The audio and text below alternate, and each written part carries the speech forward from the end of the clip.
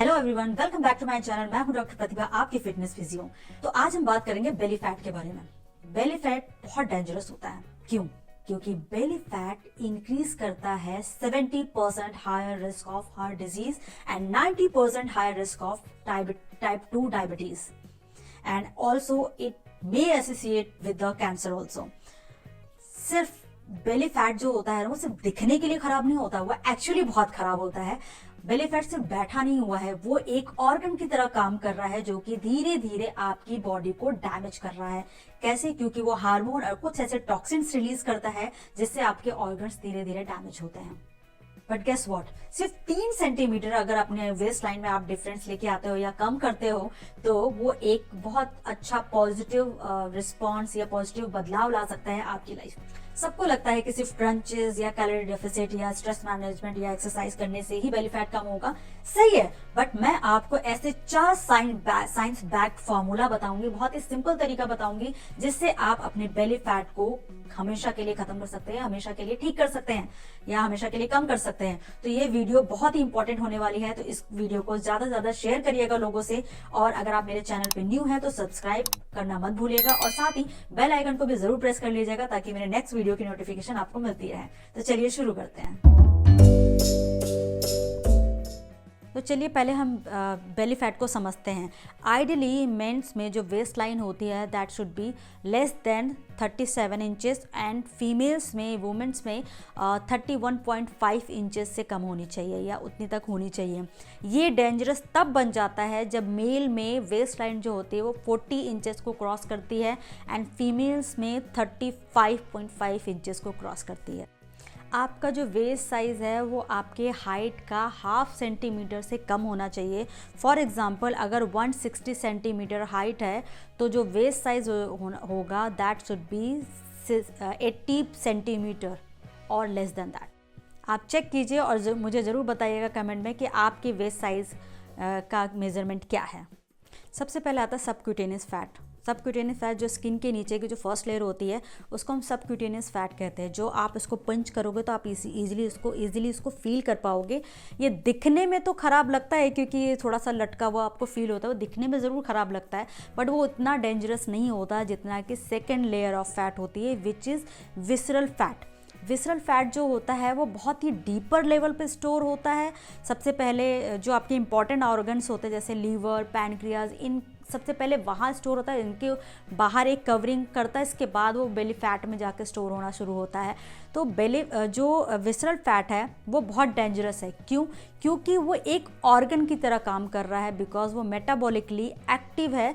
ये क्या करता है, ये टॉक्सिन सब्सटेंस को रिलीज़ करता है जिसे हम साइटोकाइनेज कहते हैं। क्योंकि वो एक ऑर्गन की तरह काम कर रहा है बेली फैट, वो एक साइटोकाइनेज नाम का जो टॉक्सिन होता है उसको रिलीज़ करता है which is responsible for your inflammation.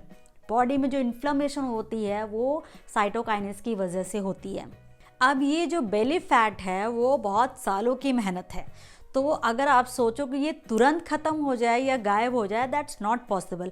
अगर आप ये बेली फैट जो है अगर आपका 5 साल में आया है तो एटलीस्ट आपको 5 मंथ्स तो देने हैं इसको कम करने में। अगर 10 साल से बेली फैट रखा हुआ है या बैठा हुआ है तो आपको 10 महीने लगेंगे और अगर आपने 20 साल से रखा हुआ है तो डेफिनेटली आपको 20 मंथ्स लगेंगे। और अगर आप सिर्फ 1 साल ही हुआ है आपको ये बेली फैट को बने हुए तो अगर आप अभी से अवेयर हो जाते हो तो सिर्फ विद इन 1 मंथ आप बेली फैट को कंप्लीटली डिसॉल्व कर सकते हैं। बट आपको बिल्कुल भी परेशान होने की ज़रूरत नहीं है क्योंकि मैं ऐसे 4 साइंस बैक्ड फार्मूलाज आपको बताने वाली हूँ जिससे आप अपने बेली फैट को परमानेंटली ख़त्म कर सकते हैं। तो चलिए शुरू करते हैं। Number 1 is meal timing. आप क्या खाते हैं ये तो ज़रूरी है बट आप किस टाइम पे खाते हैं ये भी बहुत ज़रूरी है। मोस्टली देखा गया है जिनका भी बेली फैट ज़्यादा है वो जो डिनर होता है बहुत हैवी करते हैं और बहुत लेट करते हैं। ये सबसे कॉमन रीज़न है बेली फैट बड़ा होने का। तो मैं आपको एक सिंपल सा कॉन्सेप्ट समझाती हूँ, क्रोनो न्यूट्रिशन। इसका मतलब होता है कि जो भी आप खाना खा रहे हो वो अगर नेचर से अलाइन कर रहा है तो आपका बेली फैट नहीं बढ़ेगा। क्योंकि जो हमारी बॉडी होती है वो एक नेचुरल क्लॉक को फॉलो करती है। जो हमारी बॉडी है वो नेचुरल बायोलॉजिकल क्लॉक को फॉलो करती है, जो कि होता है सर्केडियन रिदम, मीन्स वो दिन और रात के अकॉर्डिंग चलता है। तो जो भी आप खाना खा रहे हो, अगर वो आपके जो नेचर है उसको अलाइन कर रहा है, तो ऑटोमेटिकली जो फैट होगा वो कम होगा और आपका जो मेटाबॉलिक रेट है वो इम्प्रूव होगा, वो बूस्ट होगा।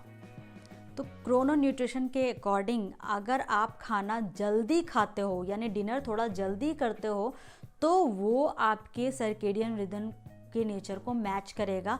आप जितना लेट खाओगे उतना ही ज़्यादा वो सर्केडियन रिदम को हैम्पर्ड करेगा और वो इवेंचुअली बेली फैट में कन्वर्ट होगा।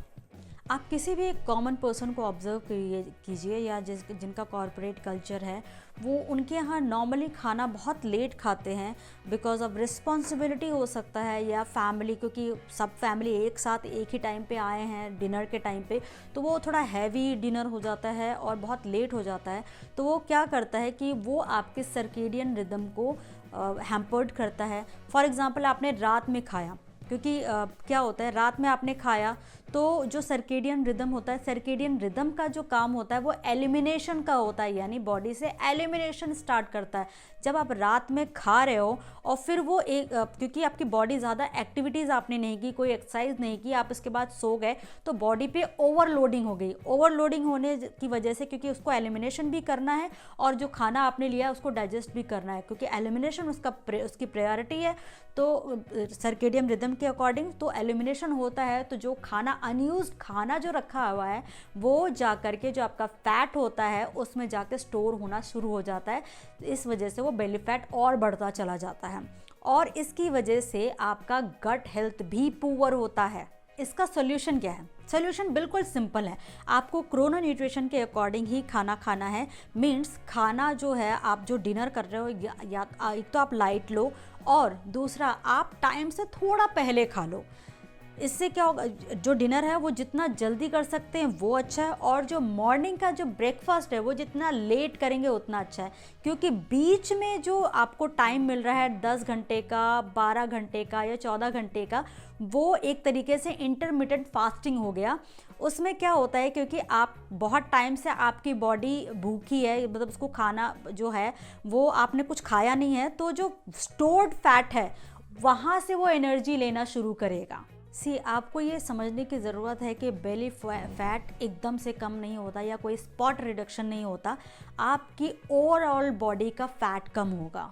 स्टडी के अकॉर्डिंग अगर आप क्रोनो न्यूट्रिशन के अकॉर्डिंग आप दिन में ज़्यादा खाना खाते हो या हैवी लंच लेते हो या दिन में ज़्यादा हैवी कुछ भी खाते हैं, तो और डिनर अगर आप स्किप करते हैं, तो उनमें 50% की जो स्लीप क्वालिटी होती है वो बेटर पाई गई है, एंड 50% आपका बेली फैट जो होता है उसके बढ़ने के चांसेस कम हो जाते हैं। अगर आप क्रोनो न्यूट्रिशन के रूल को फॉलो करते हैं तो ये आपके जो इंसुलिन सेंसिटिविटी होती है उसको इम्प्रूव करता है, हार्मोन रेगुलेशन को इम्प्रूव करता है, आपका बेली फैट जो होता है वो उसका 50% रिडक्शन करता है, बेटर डाइजेशन होता है, और आपका स्लीप वेक पैटर्न जो होता है वो इम्प्रूव होता है। सेकेंड साइंस बैक्ड फार्मूला होता है, that is focus on your gut. क्या आप जानते हैं कि गट में 2 बैक्टीरियाज ऐसे होते हैं जो कि फूड से सबसे ज़्यादा कैलोरी कलेक्ट करके, सबसे ज़्यादा कैलोरी ले करके वो जाके एज अ फैट स्टोर कर देते हैं, जिनको हम फर्मिक्यूटस एंड बैक्टीरियोडेटस बोलते हैं। ये 2 बैक्टीरिया स्पेशली जिनके बेली फैट या जिनको ओबेसिटी होती है उनमें इसका रेशियो ज़्यादा पाया जाता है। ये दोनों रिस्पॉन्सिबल होते हैं फैट के एक्यूमुलेशन के लिए। अकॉर्डिंग टू रिसर्चेस ये देखा गया है कि जिनका बेली फैट ज़्यादा है या ओबेसिटी है, उनमें इन 2 बैक्टीरियाज का रेशियो ज़्यादा होता है इन कंपैरिजन टू जो लीन होते हैं, यानी जो दुबले पतले हैं। अनहेल्दी गट जो होता है वो इन्फ्लेमेटरी कंपाउंड जैसे लिपोपॉलीसैकेराइड्स के प्रोडक्शन को बढ़ाता है, और वो ब्लड स्ट्रीम में जा कर के ये जो विसरल फैट होता है उसके एक्यूमुलेशन को प्रमोट करता है। तो इसकी वजह से हार्मोनल इम्बैलेंस होता है, एंड इवेंचुअली वो अगेन बेली फैट और ओबेसिटी को के साथ लिंक करता है। दैट मीन्स अगर आपका गट हेल्थ पुअर है तो वो आपके बेली फैट और ओबेसिटी के चांसेस को और बढ़ा देता है। क्योंकि गट जो होता है वो हमारे हंगर और सैटिस्फैक्टी हार्मोन्स के लिए रिलीज़ करता है। जो हंगर हार्मोन होता है दैट इज़ ग्रेलिन एंड जो सैटिस्फैक्टी हार्मोन है दैट इज़ लेप्टिन। तो कभी कभी होता है, जब आपने नोटिस किया होगा, जब आपको क्रेविंग होती है तो आपको लगता है कि कुछ अलग खाने का मन कर रहा है, हमें लग रहा है कि हमारी ज़बान मांग रही है, हमारी टंग मांग रही है, बट वो होता क्या है, वो आपकी गट मांग रही होती है। गट में रह रहे बैक्टीरियाज मांग रहे होते हैं उन खानों को। So we need to take care of our gut. Solution क्या है? सोल्यूशन बहुत सिंपल है, ऐड फाइबर। आप फाइबर अगर अपनी डाइट में ऐड करते हैं तो ये फाइबर जो होते हैं आपके अच्छे बैक्टीरिया जो होते हैं हमारे गट के, उनको हेल्प करता है शॉर्ट चेन फैटी एसिड को प्रोड्यूस करने में, जो कि हेल्प करता है इन्फ्लेमेशन को रिड्यूस करता है, आपके इंसुलिन सेंसिटिविटी को इम्प्रूव करता है, और साथ ही जो फैट स्टोरेज होता है उसको भी कम करता है। अकॉर्डिंग टू स्टडीज़ ये देखा गया है कि अगर आप सिर्फ 10 ग्राम फाइबर्स ऐड करते हैं अपने डाइट में तो 3.7% विशरल फैट कम होता है। इसके अलावा आप फर्मेंटेड फूड ले सकते हैं, जैसे कर्ड हो गया, साथ में ये होममेड अचार हो गया, किमची हो गया, और साथ ही प्रीबायोटिक फूड ले सकते हैं जैसे कि अनियन, गार्लिक, ओट्स, बनाना, ये सब चीज़ें ले सकते हैं जो कि आपके अच्छे बैक्टीरियाज के लिए ये एक अच्छा फूड होता है। प्रोसेस्ड और अनहेल्दी फूड को अवॉइड करिए, जो अल्ट्रा प्रोसेस्ड या पैक्ड फूड होते हैं उनको अवॉइड करिए, और इसेंशियली आपको फाइबर मिल सकता है सीजनल वेजिटेबल्स में, फ्रूट्स में, legume, lentils and pulses, nuts and seeds, इनके थ्रू मिल सकता है। आपको एम रखना है कि 30 to 35% जो फाइबर होता है वो अपने पूरी डाइट में, आपको एक दिन के पूरे डाइट में आपको इंक्लूड करना है। ये आपको अपना एक एम रखना होगा। Third is oil. Oil is very important. आपने नोटिस किया होगा, ये आप देखोगे, जिनका भी बेली फैट ज़्यादा या ओबेसिटी जिनमें ज़्यादा है उनके यहाँ रिफाइंड ऑयल का कंज्यूम ज़्यादा होता है। तो उसकी जगह वो रिफाइंड ऑयल जो होता है वो करता क्या है, उसमें वो इतना प्रोसेस्ड होता है जिसमें ओमेगा 6 की क्वांटिटी ज़्यादा हो जाती है। जब आप रिफाइंड ऑयल लेते हैं तो हमारी बॉडी में जो ओमेगा 3 और 6 का जो रेशियो होता है वो डिस्टर्ब हो जाता है, ओमेगा 6 ज़्यादा हो जाता है, एंड ओमेगा 3 तो वैसे भी हमारी बॉडी में कम ही होता है, हमें बाहर से ही लेना होता है।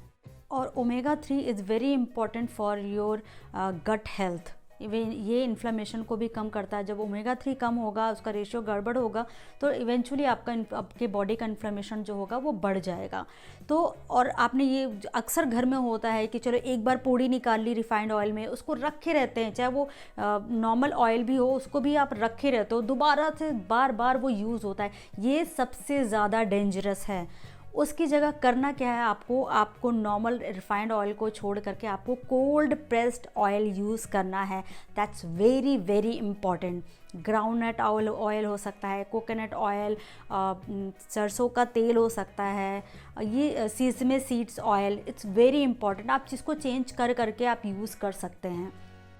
हम खाने में तो बहुत सारे बदलाव ले आते हैं कि हमें क्या खाना है, बट किस में बना रहे हैं उसी को हम ध्यान नहीं देते। तो ऑयल इज़ वेरी इंपॉर्टेंट। और एक एडिशनल टिप, ओमेगा 3 ज़रूर ले अपनी डाइट में। जो ALA है उसका सोर्स, अगर आप वेजिटेरियन हो तो ALA का source walnut, chia seeds, flax seed से आप ले सकते हैं। और दूसरा DHA, उसका सोर्स आप सप्लीमेंट के थ्रू ले सकते हैं। Fourth science backed formula, digital detox, extremely important, सबसे इम्पॉर्टेंट रहता है। नॉर्मली अब क्या होता है, जब हम स्क्रीन यूज़ कर रहे हो तो बॉडी का मूवमेंट बहुत कम होता है। कम होने की वजह से हम नेटफ्लिक्स सीरीज़ या कोई भी सीरीज़ देख रहे हैं, एक जगह पे कॉर्नर में पड़े हुए हैं, it's like a couch potato. तो ट्राई टू अवॉइड दैट, क्योंकि जितना स्क्रीन टाइम ज़्यादा होगा आपका बॉडी का मूवमेंट उतना कम होगा।